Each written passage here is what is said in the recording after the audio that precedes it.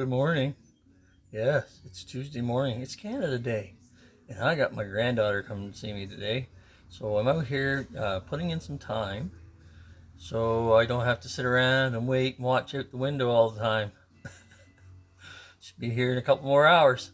Anyway, so I'm building it's a helper stand for my granddaughter to help her mom when she's in the kitchen. And it's going to have two levels, 16 inches and 12 inches. So as she grows, she can still use it. And on top of that, there's a lot of mortise and tenons going on. So I'm cutting my mortises by hand. Well, mostly by hand. I'm using a couple chisels, and I'm starting with a Forstner bit, 1/4 inch Forstner bit. I'm going to make my mortises all 1/4 inch, and my tenons are going to fit in. So I made all my setups ahead of time. So now all I got to do is just put them in place and drill the holes, and then use my chisels to cut them out.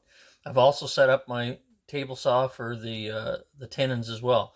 So everything fits. I've done one side now to make sure everything fits, and now it's just a matter of wash and repeat. So let's get at her.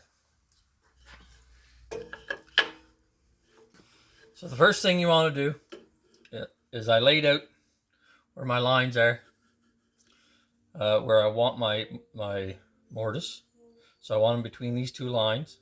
I've set up my jig so it's dead center of my piece of wood. All this wood is planed to the same thickness. So center on here will be center on every one that I have. This is my fence or my guide to repeat that. And 1/4 inch Forstner bit. And of course you got to have a little bit of light. So simple as putting it down. Now you want to start at the lines first. So you drill a hole at one line, then you drill a hole at the other line, and then you just fill in between. The importance of this is that you don't want to have to end up cutting a hole, like a half a hole. Because with something like this, as you're drilling down, it tends to want to wander. But if you're going straight into all wood and it has a complete wood around the bit, it'll go nice and straight. So we do 2 straight ones on the ends. That sets up our the ends of the mortise for receiving the tenon, and then we just clean out the material in between. Once we have that all out, then we take it over to the chisels. So I'll cover the chisels in a minute. Oh, technical difficulty.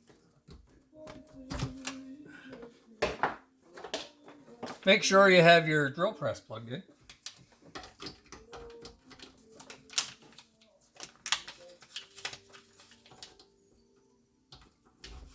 All right. There we go. So we start at one line.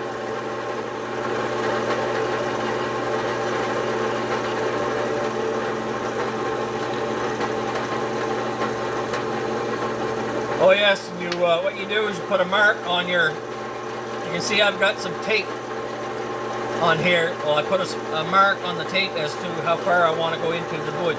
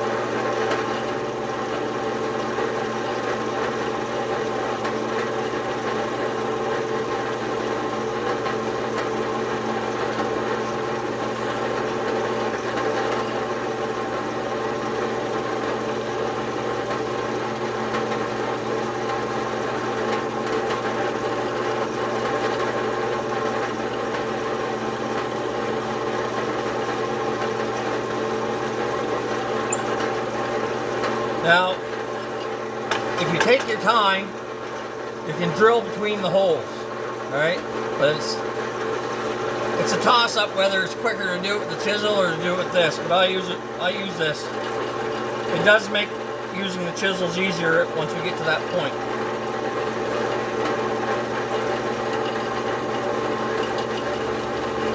Just let her chew away on it, take your time, it'll take it out.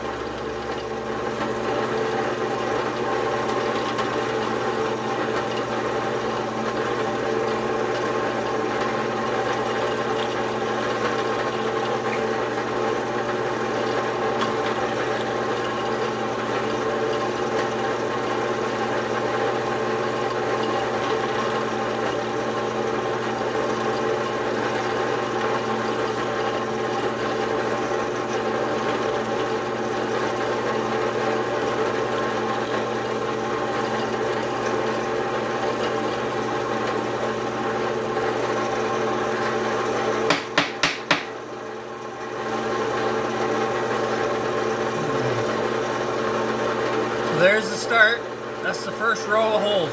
So I'm going to finish this piece up and I'll take it over to the chisels and I'll record as I'm doing the chisels. Alright, so 4 cross pieces with 3 mortises each, all drilled. Now we're going to use the chisel to cut them out. So I'll show you how I do it. I have a 1/4 inch chisel. Make sure it's nice and sharp before I started, and make sure it's nice and square. So then you mark you square up where you marked.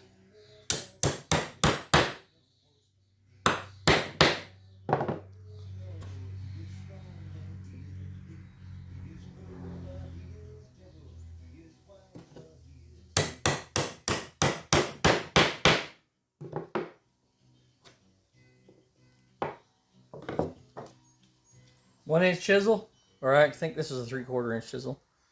And I just sharpened it so it's got a nice edge on it. And now I use that to do my sides.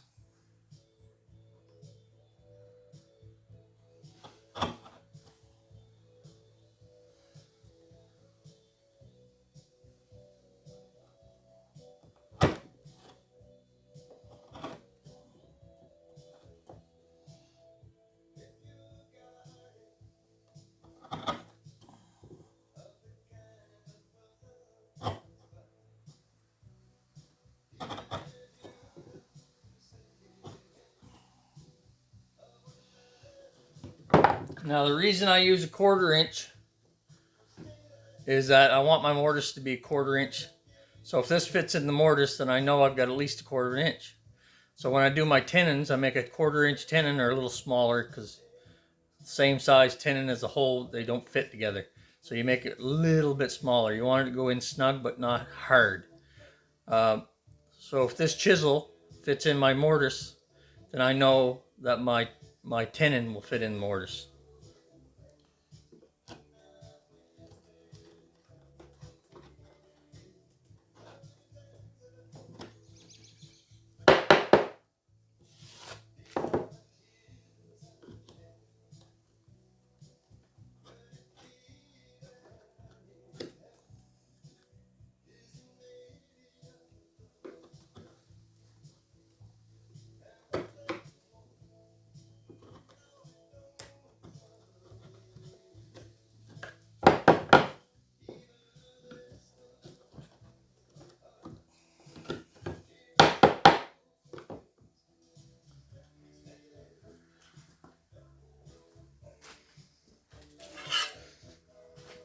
Now I need to be at least a 1/2 inch.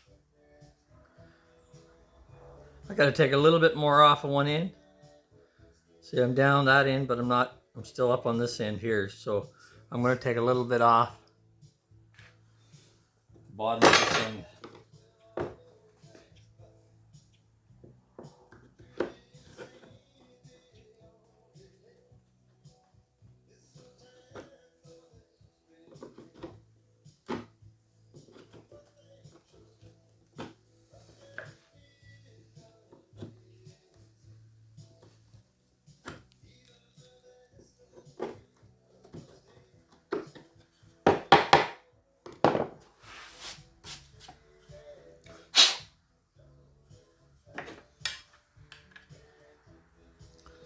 So we got over 1/2 inch there now, so we're good. Now it looks a little ragged here, but once I put the sander to it, I'll clean these up. And once the wood goes in there, all you're going to see is the surface. You won't see anything here. I also recess the edges so you don't see the rounded portion of the hole. You'll just see all wood. It'll be all square. All right, so I've got about 50 of these to do, so I'm going to let you go for now, and once I get them done, then I'll show you how to do the tenons, and we'll start putting the glue to it.